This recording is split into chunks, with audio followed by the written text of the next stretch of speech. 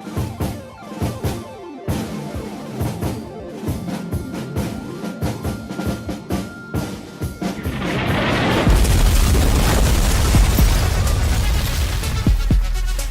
to Politics Done Right.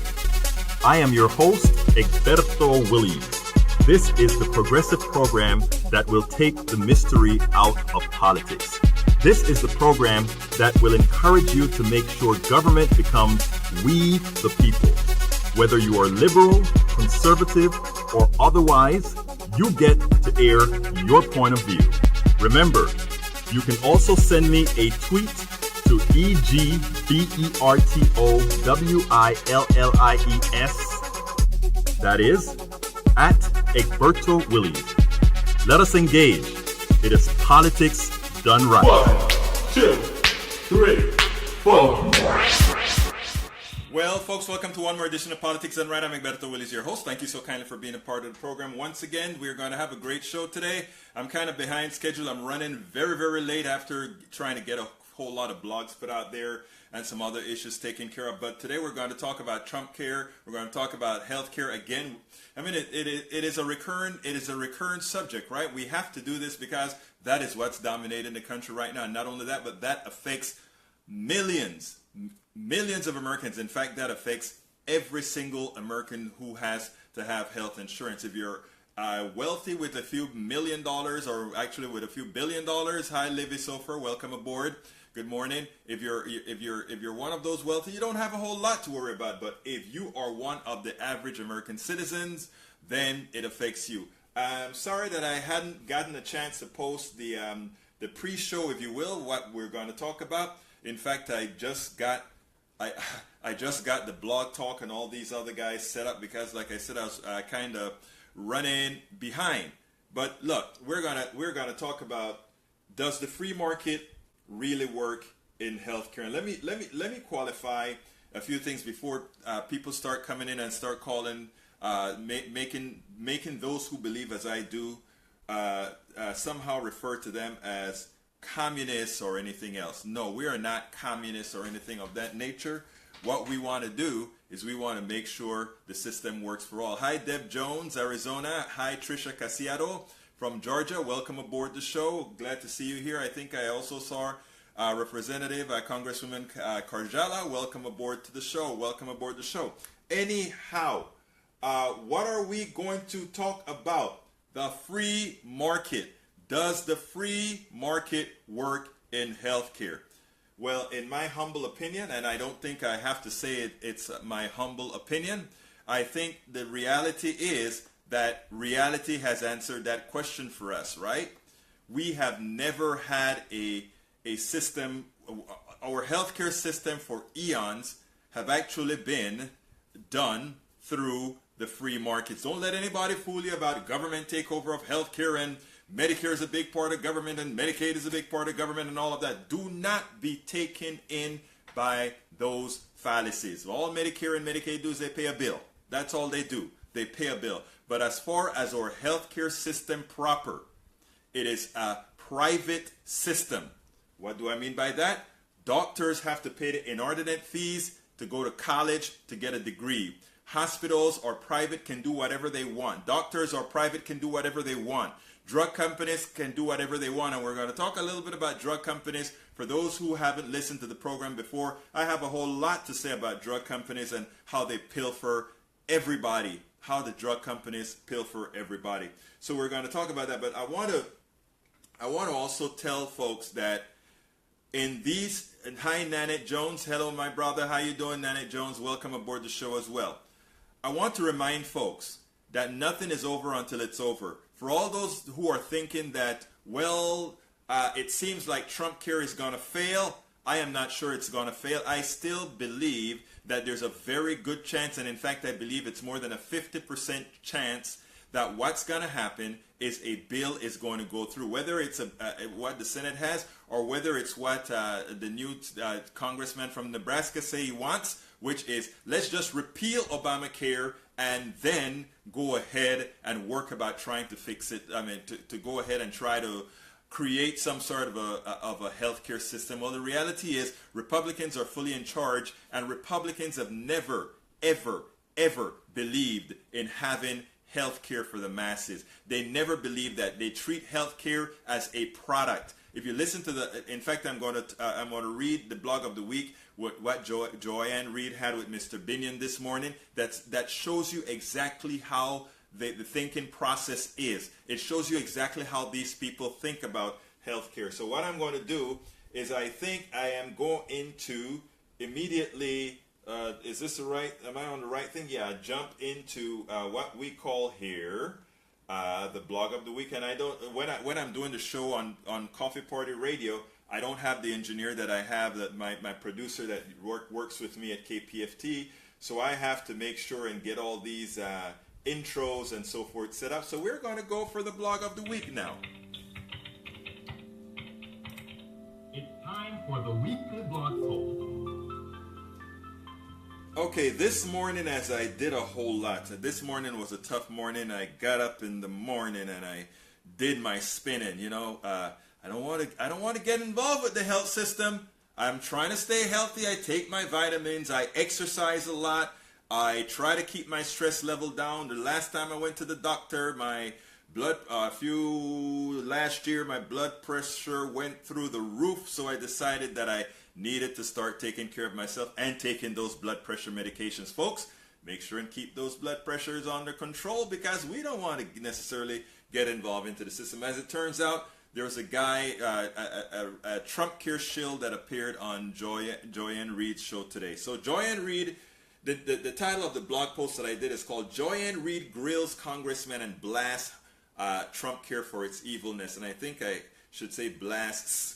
That may be a grammatical error. I may have to fix that later. Anyhow, Joanne Reed did not hold back, as she did not hold back at all. Is this the right one that I'm reading here? Let me make sure I'm reading the correct. Actually, you know what? I'm reading the correct, the incorrect blog of the week. So I need to go to the correct blog of the week, which is the one that we did this morning with Joanne Reed. Here it is. You know, sometimes we have a little, like I said this morning, I was rushing. Come on, computer, come on up. Okay, it's called, whenever it comes up, if I can ever get it to come up.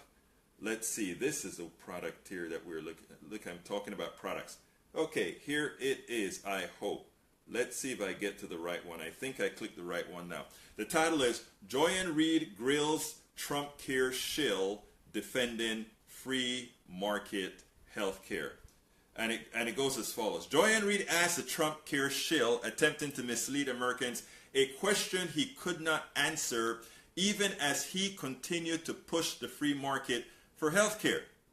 Even as he continued to push the free market for healthcare. It goes as follows.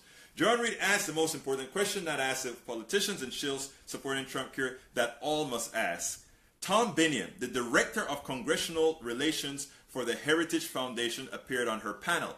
Anybody who wants to know who the Heritage Foundation is, the Heritage Foundation is a think tank that generates data to support the conservative ideology. In other words, that think tank, the Heritage Foundation, they don't allow the data to dictate reality. They cook the data so that the reality it seemed to dictate imitates what conservatives want. The difference between progressives and conservatives is progressives, by definition, forces the data to speak for them. These guys who have a conservative ideology do not care about data. They do not care about any of this. They have an ideology they want to live by. In other words, if they find that dinosaur fossils are there and it says a few million years, they make it 4,000 years, or whatever the age of the Bible is, or the age of the Bible and pre-Bible are. But as far as what affects Americans, we have to go with facts. Anyway, this guy is the director. What did I say he was? This guy was is the director at the Heritage Foundation, director of congressional relationship at the Heritage Foundation. In other words, he's a lobbyist for the Heritage Foundation. There is an important interchange in the excerpted video that's in the blog post that one must watch. Jonathan Cohn, HuffPost senior national correspondent, pointed out an absolute, and this is what he said. relative to what we have today. Cohn said, if you pass the Senate bill, pass the House bill, substantially more Americans in the millions will be struggling relative to today. Reed then asked Binion to chime in on Cohn's statement. What do you think this guy is going to say? I think you can surmise what he's going to say. This is what he said. It is faulty logic to say that every dollar the federal government spends on health insurance is the only dollar that can help people.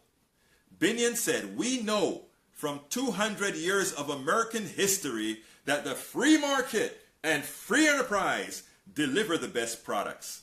Why would we take that out of health market? Now, before I continue with the blog, I want to do a few things with people, because people like to use these things interchangeably. They like to use capitalism, they like to use free markets, and they like to use free enterprise interchangeably. I am not for neither capitalism in its current form or free markets in its current form, because these are free markets gives you the impression that you are free. Free markets give plutocrats the freedom to screw you. That's what's free in free markets. In other words, it's free from government. It is free from we the people. Capitalism then commoditizes your worth, your value. Your excess labor becomes the wealth, the rich of other people. What I am always for is free enterprise.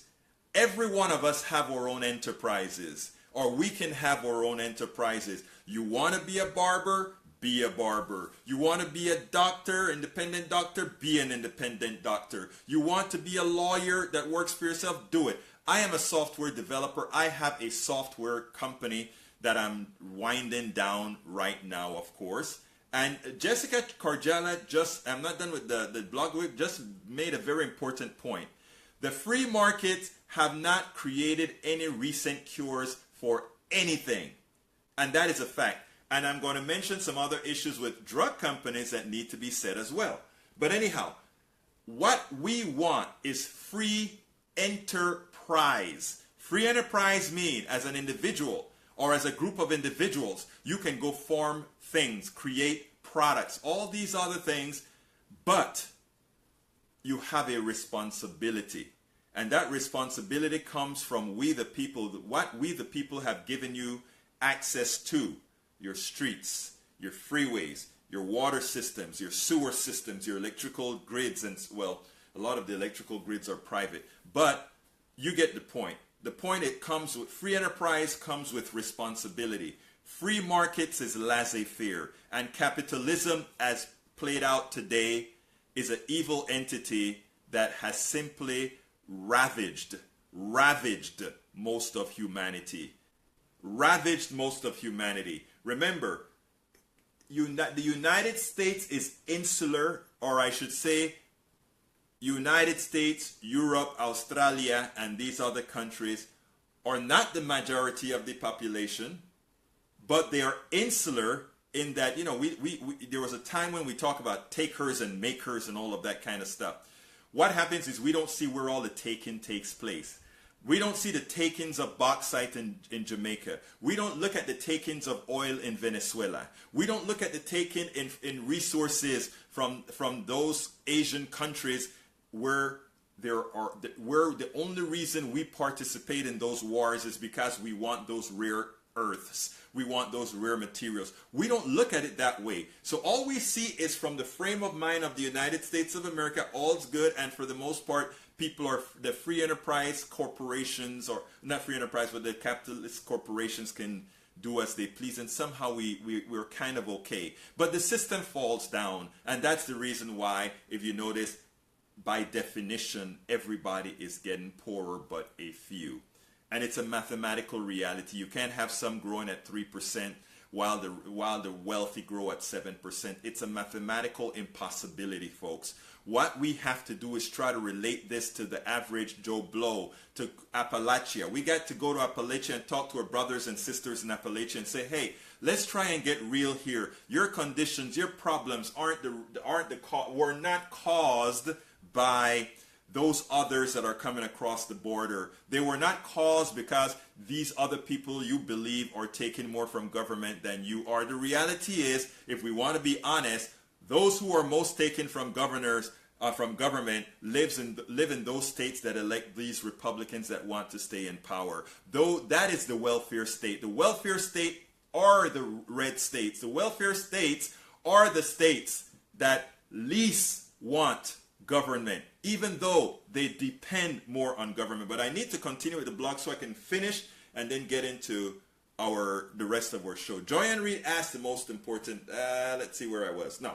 Okay, this is what Binion said. Binion replied to the guy who said people are going to be worse off. He said, it is faulty logic to say that every dollar the federal government spends on health insurance is the only dollar that can help people, Binion said. We know from 200 years of American history that the free market and free enterprise deliver the best products. Why would we take that out of healthcare? I need to remind Brother Binion that a lot of that, what he forgot to say is also free labor. Free labor from black slaves, free labor from our Asian brothers and sisters who built the Pacific Railroad, free labor from the Indians who were enslaved as well but little talked about. I mean, there's a whole lot of other things that we just can't say the free market system made America what it was. America became America because it had the largest pool of free labor in the world on a per capita basis.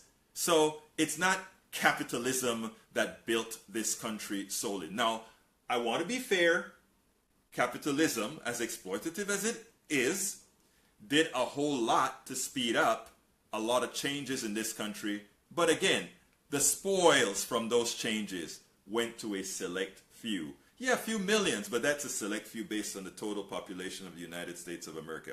Anyhow, Joanne Reed responded, you are giving us theoreticals, Reed responded. We are telling you that if you take the absolute dollars that you spend to cover people with Medicaid, to give people insurance card, and you reduce that by $1 trillion, that means fewer people can be helped by the program. If you repeal the Medicaid expansion, everyone who was added to Medicaid because of the expansion comes off of Medicaid because the expansion is no longer there. That is common sense. Common sense, right? Let's see. Jessica has an interesting statement. Ayn Rand's all commodification at the expense of human health, human spirit, and human life is not only unethical, it should be illegal. You're absolutely right, Jessica, because it also borders on murder. You have it, you said, and why do I say murder? Because the people are forced, I mean, the ultimate result is death, and death from a cause is murder. Anyhow, continuing with what Joanne Reed said, she said, that means fewer people can be helped by the program. If you repeal the Medicaid expansion, everyone who was added to Medicaid because of the expansion comes off of Medicaid because the expansion is no longer there. Common sense, right? Theoreticals about the free market does not give people health care. So says Joanne Reed. Talking about free market makes you feel good, but it does not give anyone a medical card. Binion came back with the standard conservative talking point about the government not able to solve our problems. Then he lied about the bill not kicking anyone off of Medicare. Reed then asked the most important question. Then, why weren't those people insured under the free market system we had before Obamacare? And yes, we did have a free market system before Obamacare. And in fact, Obamacare is a free market system. And the flaws within Obamacare is because it is following a capitalist form of the free market system. Just one with a heart. The government gave the government gave our policies a heart. In other words, we say, we don't want you to die, so we're going to help you. We want you to have insurance. We want you to be cared for, but we're going to help you. But it's going to cost a lot, because to help you, we still have to give the billions of profits to the health industry. We have to give the billions of profits to the drug companies, the hospital companies, the CEOs, and everybody else. But we're going to help you. We're going to help you, but everybody is going to pay too much, because to help you, these companies are asking for a pound of flesh. They're asking for your wealth. So while you have health care, you won't be able to grow your wealth as others could or others can. That is what it's all about. Reed then asked the most important question: why was it better under the free market? Binion's answer was pathetic, as he claimed many could have, but did not choose to do so. He then said that Trumpcare does not gut the Medicaid expansion. Joy and Reed told him his statement was not true. Folks, this is a call-in show. Remember, I'd love to hear your voices, not only on Facebook Live, but your voices as well. As usual, you know, if you listen to me every week, I always have to remember to find what my the phone number is for the call-in. We can take a whole bunch of calls at once. Telephone number 646-929-2495. And let me see if I can get my mouse to work, which is failing me dearly. But the telephone number is 646. Here, it's working now. 646-929-2495. And what I will do as well, and I see John is here with us already. What I will do is I am going to put that in the thread so that people can see what that number is, but I better bring up the thread if I want to do so. But anyhow, let's go ahead and bring John into the conversation. John, how are you doing, my friend? Oh, I'm good. Good afternoon, Egberto. Good afternoon. How do you like the new proposal that these guys are coming for? Let's repeal. And after we repeal, then we can think about, then the Democrats are going to come running and begging us to do something that is better for the American people. What do you think about that? Oh, I think it's awful. I mean, you know, because I saw CBO numbers, you know, from 2011 saying that, you know, if there was a repeal, it would be 36 million people 35 would be out of insurance. Yeah. Okay, 35, 36. But Yeah. I mean, yeah, I mean, that's, so, I mean, yeah, I mean, it's just, you know, it's just totally immoral, and, you know, it's unbelievable, and, you know, like I said, I think last week, this is the worst bill, you know, of my lifetime. This is also the biggest push by, you know, the plutocracy to destroy, you know, the working class and the middle class. Right. So, I mean, this is the epitome of all, you know, the shock doctrine and all of the Republican extremism, which really they were never be able to put in place until they had the House, the Senate, and the presidency. And Right. now they're doing it, but I mean, the good news is there has been a tremendous pushback, and you've covered that pushback very well. You know, on your radio shows, on this podcast, on your EgbertoWillies.com. So, you know, you've done a good job about that, and the resistance is strong. And I feel, you know, I'm a little bit more optimistic than you are. I mean, of course, I don't want to give too much credit to the so-called moderates in the Senate because, you know, I didn't think it would pass in the House. Right. And I guess most journalists didn't either, and yet it did. And so, but I mean, I think that this is a little bit different. I think you have a larger constituency in the Senate, and I think that more people will be affected by, like, let's say, the Medicaid expansion. And, you know, I think people also realizing that they're going to have the political cost that they would pay if this actually came into place would be tremendous. And I think Chris Hayes has talked about that a lot, and Steve Schmidt has talked about that a lot. And so, I mean, of course, I think it's still going to be tremendous because what we've talked about is the Republican sabotage, and it just drives me absolutely crazy every time that Trump tweets out, Obamacare is dead, you know, because we need to have our side saying is saying that it's not going to die, right, even if they don't pass it. It's just going to be, you know, but there probably will be sections of the country in a lot of rural areas that won't have an ACA outlet to get insurance, and the insurance premiums are already increasing. I mean, people are already getting noticed. John, let me tell you something. I want to interrupt you for a while because you touched on something that I did earlier this week. I was sitting down in my living room, and I was watching MSNBC and CNN. I put these two things on, and they brought on they brought on Democrats, they brought on Republicans. Every Republican out there said,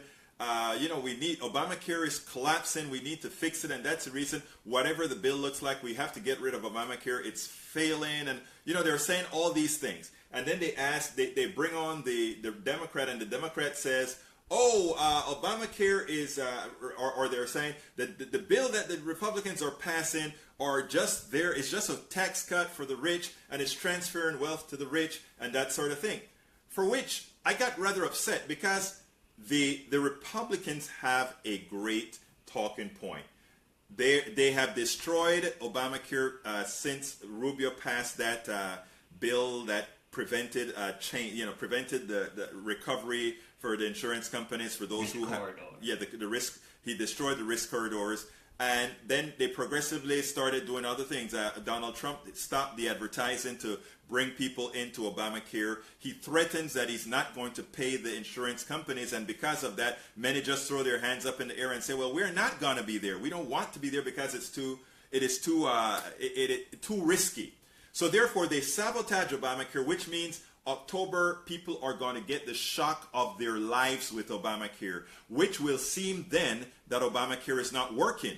But Democrats, instead of preparing the landscape by going into Appalachia, going into everywhere and say, hey, these rates are going to be going crazy because Trump did this, because Tim Price did X, Y, Z. They should be screaming that on the screens. Democrats should. They should be out there saying, this is what's happening, and this is what will happen in October. Instead, they are going to make the case that when October comes and the prices come out, they will make the reality of what Republicans are saying. In other words, Obamacare is collapsing. The prices are too high. The coverage is too bad. There's only one or no health insurance companies in your market. By saying these things now, what the Republicans are saying, October is going to make what they're saying seem true, because the Democrats would not have laid the framework that said these prices are going to be high. They're going to be high because of the sabotage occurring by Republicans. The problem is they will say that in October, but by the time they said that in October, or they say that in October, it will be too late. Hi, Tracy Sammer. By then, it will be too late. Democrats continue to make the same mistake, and unfortunately, I do not believe it's a mistake. We have two portions of the Democratic Party. We have the progressive section of the Democratic Party, and we have the establishment side of the Democratic Party. And what happens right now is, I believe, that the umph of most Americans is a universal healthcare system, Medicare for all system. That is where 60+% of Americans are right now. And if the establishment Democrats jump on board, they take that message as well. They promote that message, and we win. The problem is, many of these Democrats are in pawn as well to the same industry that the establishment Republicans are. That's the healthcare industry, the oil. It's just a racket that I think we need to take care of. Let's see. Jessica said Republicans beat us, Dems, on messaging every time. You're absolutely correct. You're absolutely correct. So what we have to do as progressives is we have to go beyond the party. We have to usurp the party. We have to make sure, it is amazing because Obama kind of coalesced to the establishment a bit, not fully, but a bit when he was in power. But when he ran his campaign away from the establishment in such a manner that he could get to the people. That is what the grassroots needs to do right now. Come on in, Don. Yeah, I slightly disagree with you a little bit on the sabotage thing, because I am hearing, it's not at the forefront of journalists, and so it's not being talked about as much because everybody's I mean, the main issue is whether they're going to pass Trumpcare. So, I mean, I can kind of understand why they're not talking about the actual sabotage, because, you know, if they pass Trumpcare, the sabotage won't matter. Here's what I'm saying, John. I'm interrupting because I need to kind of put right there. I want to make a point. The thing about it is, I think McConnell is willing to put Trumpcare on ice for a bit. I think so. I think he's willing to put Trumpcare on ice because October is going to give him a whole lot of opportunities. And I don't think people realize how bad October is going to be. And that is my biggest fear. People do not understand what is coming in October. And you know what? Insurance companies are going to be complicit in October because they get a great deal with, now that they see the possibility. At first they were fearful. They were fearful of taking risks, and they wanted Obamacare to stay because, Obamacare did bring them a whole lot of money. But Trumpcare has the ability to give them even more. It reduces the total amount of money that comes into healthcare, into the insurance companies, but it does it at a much higher profit margin. Imagine if you can start selling $200 a month insurance that does nothing. Think about that. You're talking about free money. Remember, there were limits that Obamacare put on insurance companies, no more than 20%. They could not claim administrative costs on 20%, on more than 20% of the assets that the premiums that they take in. Medicare, of course, is able to do it at 3%. Oh, so much for the free markets doing a whole lot better than government. I'm sorry. Mathematics is absolute. If you have service plus profit equal total, the mere fact that you have profit attached, your profit becomes an expense in healthcare. Remember that, folks. Don't let anybody fool you. In healthcare, profit is nothing more than an expense. I do business. I have my own company. I ran all this stuff, all the numbers. Profit is an expense in healthcare. Come on in, John. I didn't mean to interrupt that. I just wanted to kind of clarify what I was saying before. Right. I mean, I've seen actual pushback. I mean, I know Anthem did promote Trumpcare, but I mean, other health insurance companies didn't. And so, I mean, I think what a lot of people also are thinking about, and this is what Sean Spicer told that this is kind of a Republican talking point. Uh-huh. In other words, if we can't repeal this, what they're saying this is a cynical move, like people wouldn't agree to it. But in other words, we're going to go to single payer. In other words, we can. In their mind, the ACA was a failure, even though in my mind it wasn't. Right. I prefer single payer, but you can just compare it to the way it was before ACA and after ACA. Mm-hmm.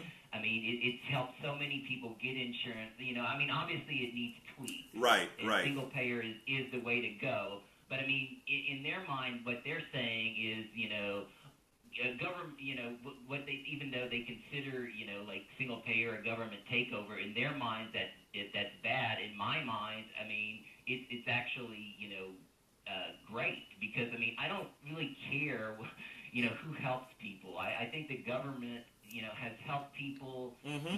Throughout the history of our country, and right now, we have Medicare that's helping people. We have Medicaid that's helping people. We have Social Security that's helping people. We have food stamps that are helping people, and all those items are essential. So, as far as the insurance companies, they have to be thinking about their own survival. And I just think that as far as long-term planning, they have to be thinking about single payer. Right. And so it seems like that they would try to mitigate that.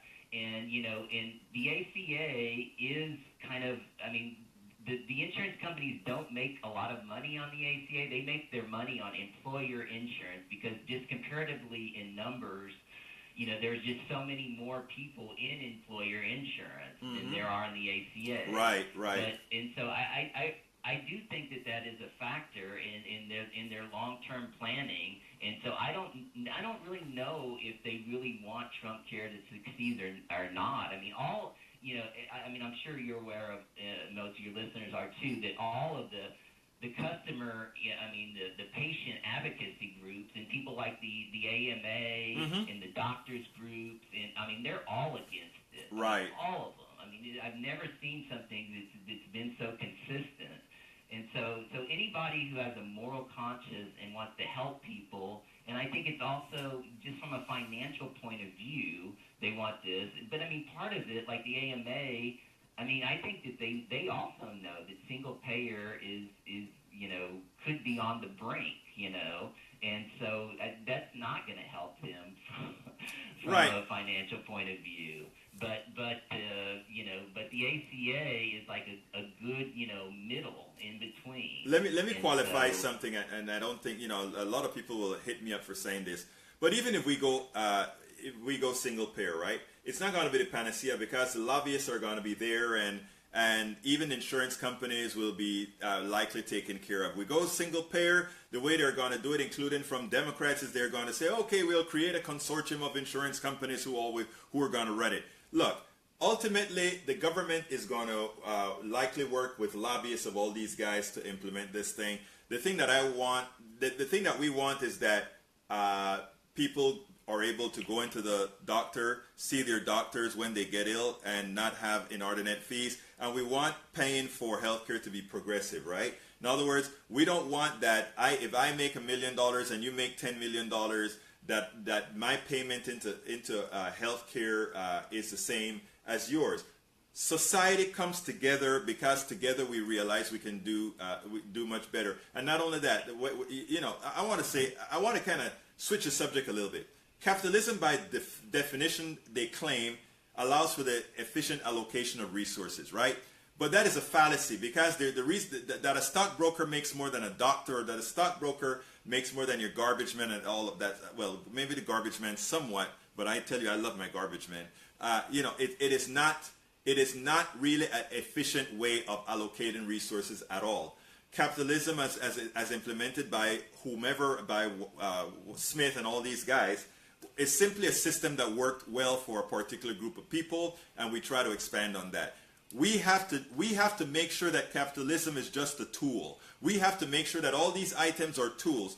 We first figure out what we want to do. We want health care for everybody. So what we say is everybody in America is going to be able to have health care, period. That is it. Now we build the tools that are necessary to effect that reality. We don't do it the other way around, which is what we do right now. Right now what we do is we say, oh, we can't have everybody insured because we cannot afford it. Okay, if we cannot afford it, does that mean we're comfortable as a society for all those other people to die? And by the way, Rebecca, I didn't see that letter yet, but I do understand. I do understand what the letter is saying, of course, and it is true, and that is, insurance or businesses. Look, I am not anti-insurance company, or I'm not anti-business, anti-anything. I'm anti-anything that hurts people. My car insurance doesn't hurt me. If I simply can't afford car insurance, I walk. I take a bus, right? If I can't afford, but medical insurance is different. It falls into a different category. It falls into a different category, and it should not be treated as a product. Everybody by right should say if they have an ailment, they should be able to see a doctor. That's the humane thing. Society makes compromises with our freedoms. The Republicans like you want your freedom to choose. Well, if your freedom to choose means that some of us have no freedom to choose because we have no wherewithal to have health care, and progressively that is increasing to the vast majority of Americans. If 70-something% of Americans are on Medicaid, the Republicans look at that as those are a whole bunch of losers. We look at that as there is a systemic problem within our economy if 70-something% of Americans need to be on Medicaid. There are two ways to look at a problem. If all these people, do you want to tell me that there are 71 million loafers in America, I know a lot of people. I know loafers. And even some of the loafers that I know would love to have a job as long as it doesn't make them hurt when they go home at night. But they'll work. Most people, even the loafers, want to work. Most people see the dignity in doing something. Most people don't want to be considered takers or beggars or anything like that. Our society, believe it or not, wants some people to lose their dignity so that, because it is more efficient for them. Let's say, Jessica, policy based on unregulated, unbridled capitalism disproportionately tilts the playing field in favor of the already wealthy, those with the most resources to maintain or fight for more wealth and power. More wealth. You're absolutely right, Jessica, and that is what other people don't understand. There are two concepts with that, right? The first one is that if you have more money, you can build more things, you can have more things. And if you have more things that make money, you make more money off of more things. The person who doesn't have money, the person who doesn't have capital, will never be able to catch up, right? Mathematically speaking. This isn't like, Republicans like to use things like, the free market is the best system since apple pie, or it is great if you just get a job. The reality is, let's not just look at that. Let's look at the mathematics behind these issues. Like I said, what's going to bring down our country most of all by making everybody else indentured servants is a simple reality. And I repeat this all the time because a lot of people come into the show and leave the show and come into the show and leave. But here is the reality. The wealthy rate of return on their wealth is much higher than everybody else wealth return, which goes from negative right up to 1 or 2 percentage points, while the wealthy is in sometimes low single digits or large upper digits. This is a growing pie. If you have a growing pie, think about it. A pie is growing, but as that pie grows, the percentage that's allocated to the top 1%, the top 15% or whatever, is larger than the percentage growth of everything else. That means if you keep looking at that pie is going to be, that 1% portion of that pie keeps growing because it's growing faster than the ones for the rest of them, for the masses, and the masses keep shrinking.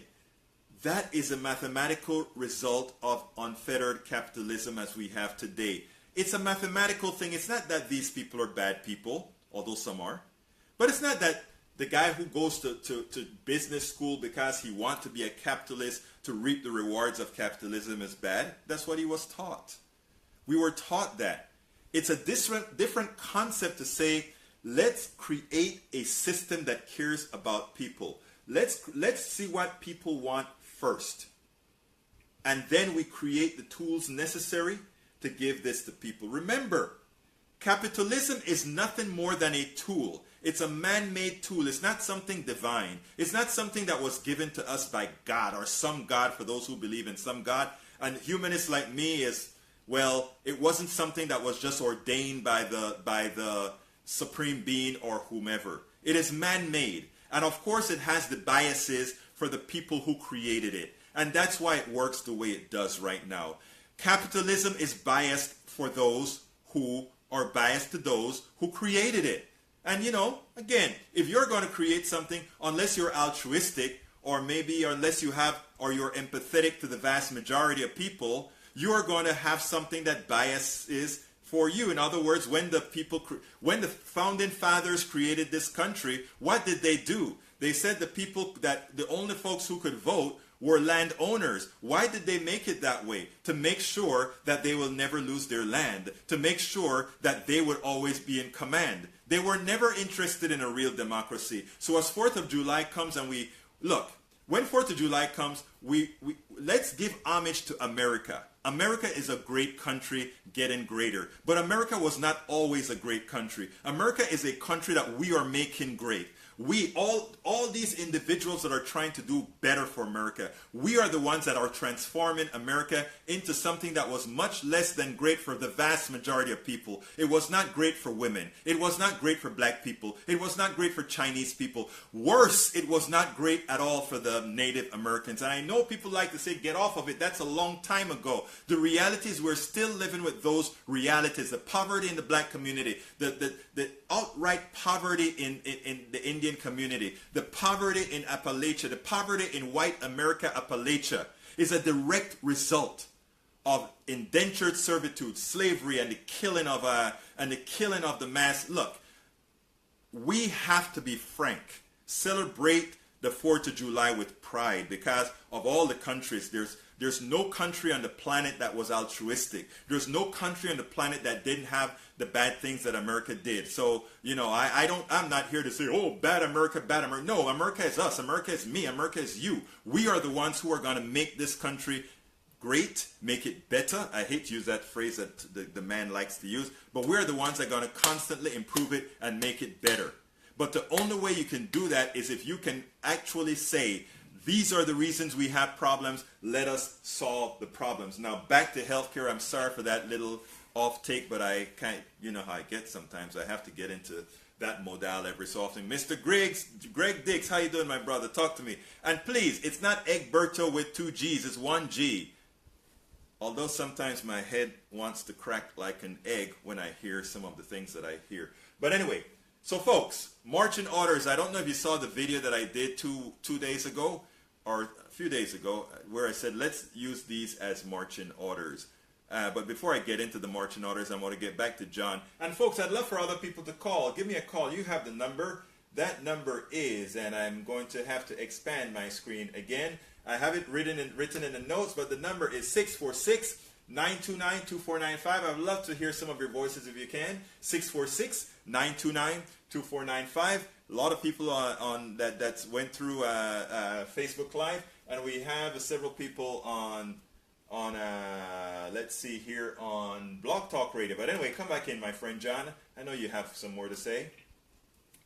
Yeah, I mean, as far as capitalism in general, I mean, I know you've been speaking about this, and this has been a big topic among a lot of the millennials also, because there's more of a shifting kind of away from capitalism. And I think this is, I mean, there's so many variations. I mean, if you look at, before, let's say, America, from post-World War to the Reagan era, I mean, I think that kind. I mean, you're right. You're absolutely right about black people being oppressed, about natives, Latinos being oppressed. I mean, all of that is very essential, and we need to continue to talk about that. We can't just forget that. But I mean, in general, as far as economic policy, it was much better during that time period. And so, all of these things, the introduction of trickle-down economics and how it has sustained itself, since the early 80s.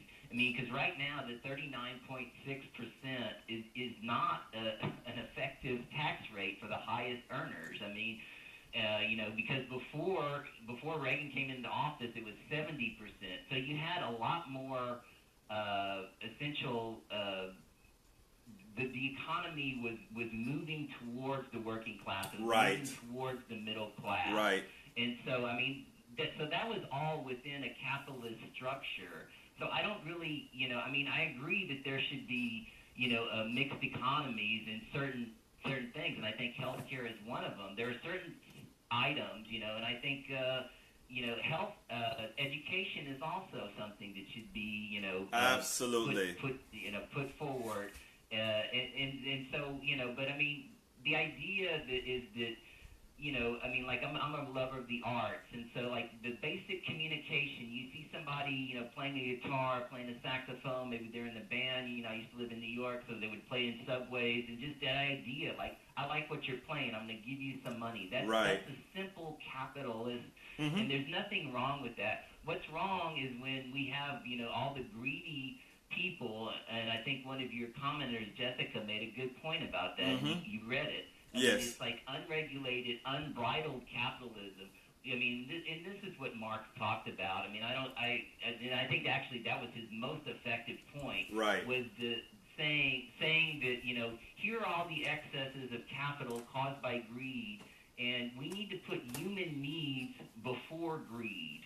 And so when you talk about single payer, that's essentially what you're talking about. Right. Like Jimmy Kimmel, when he's talking about somebody, you know, how his child was born with a Right. birth defect. I mean, a single payer really is the only way that can be 100% effective, because that mother and the father, they could be struggling. Right. And when they're struggling, you know, and they're not in a state that has, now if they're in a state that has the Medicaid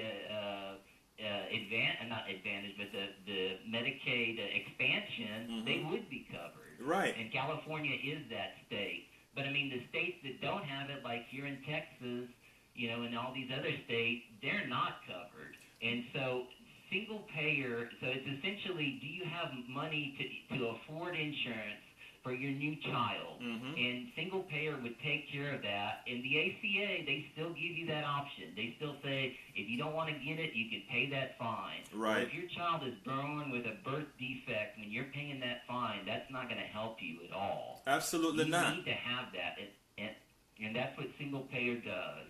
Right, and you know, I mean, it is so much more efficient as well, because let me tell you how I really envision it.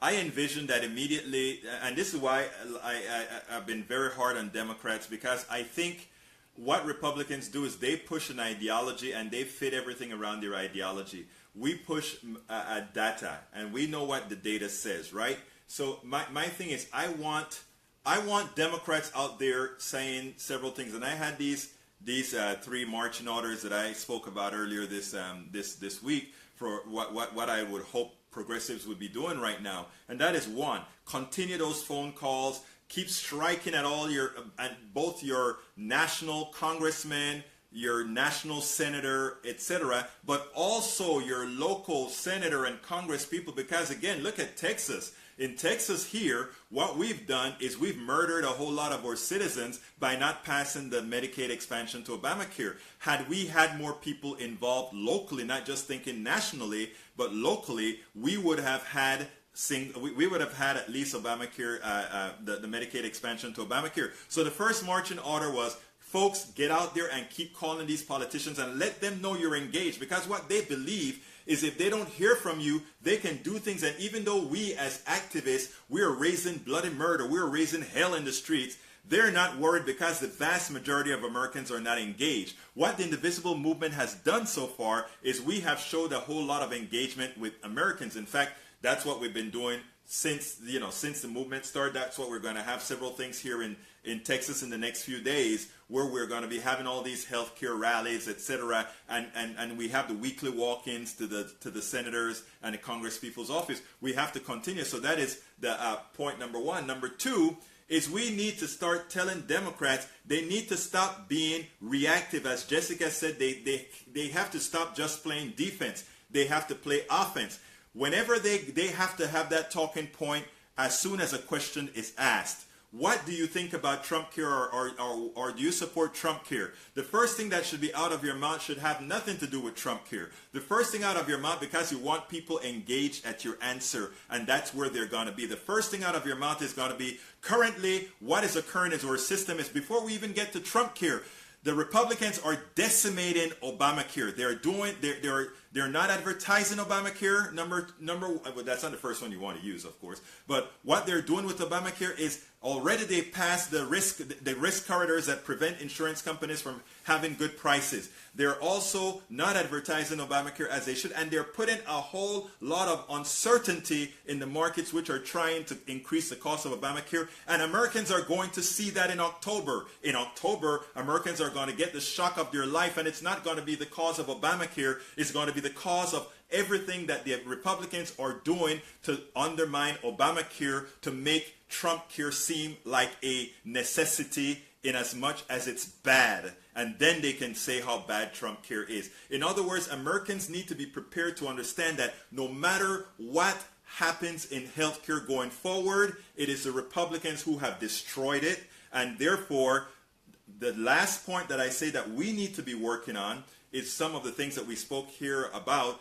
and that is the benefits of single-payer Medicare for all. In other words, we're working towards a transition from an improved Obamacare morphing into single payer, and then we make the argument that there are 35 major industrialized countries in this world, and only one country does not have a form of universal health care. And most or several of those use a single payer system, but even those that don't have a single payer system have a system that is so regulated that it is virtually a single payer system, because the freedom of the individual to get health care is there. So we're not talking about freedom for the insurance companies. We're not talking about freedom for the corporations. We're not talking about freedom for the health, for the hospitals. We're talking for the freedom for every individual American, the freedom to be able to access health care, the freedom not only access health care,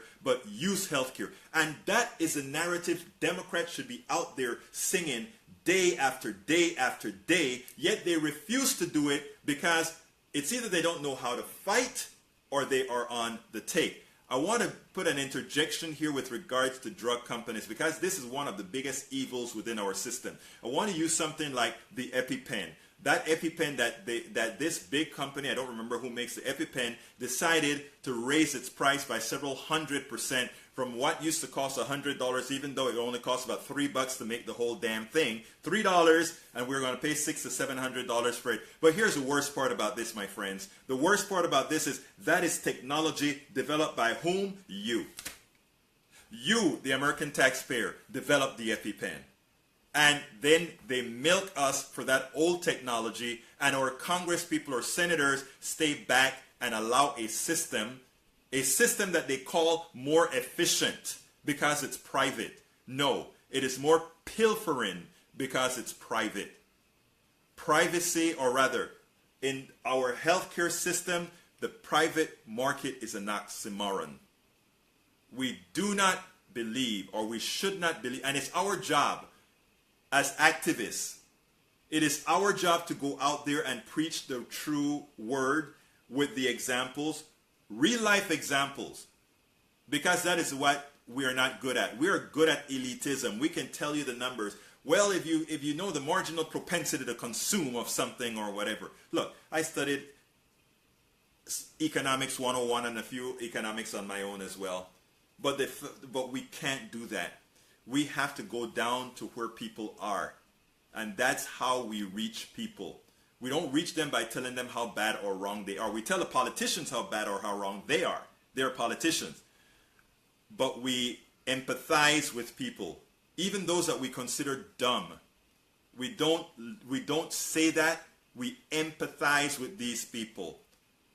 Actually, we need these people. We talk to them. We try to convince them. Remember, they had years of indoctrination that we have to solve. But folks, we're getting to the end of the program, so I'm going to ask my very good friend and always partner, Mr. John, to give us a closing statement. Okay, I agree with you that the Democrats, to some degree, they are kind of emboldened to the insurance companies, but I think just as much is that they're afraid of the tax burden. I mean, I don't really have time to get into it. I mean, I've talked about this several times on your show, and there will be a pretty large tax increase, and it's just a matter of, does America have the moral justification to do this? And so many countries in Europe, and we've talked about Australia, Japan, New Zealand, they've already come to this conclusion many decades ago. Right. So I mean, we need to realize that we need to help the people who need it the most. Right. Need the help, and this will happen through taxpayer dollars, and there will be a tax increase, but everybody will be covered, and that is the moral bottom line. And so that's what we need to understand, and we need to talk about this a little bit more too. Yes. Because I mean, you look at Ossoff, and the Republicans are running ads, talking in Trump's tweet, talking about tax increases, and that's still one of their major issues to motivate their voting base. Thank you very much, John, for being. Thank you, John, for being here all of the times. Thank you for your excellent input. John is right. Single payer means tax increases, but also single payer means no premiums that you pay. So therefore, in as much as that's the case, your bottom line, you pay a whole lot more money. So your effective financial situation is much better, and we need to learn how to narrate that to our people. And then once that comes across, we can make that change. That's why I said we fix Obamacare and we morph to single payer as we go ahead and educate the American people. Folks, thank you so kindly for having spent this time for me. Please remember, share these videos, because that is how we inform the populace. This is Politics Done Right. I'm Egberto Willies. You have a wonderful rest of the day. Take care, buddies.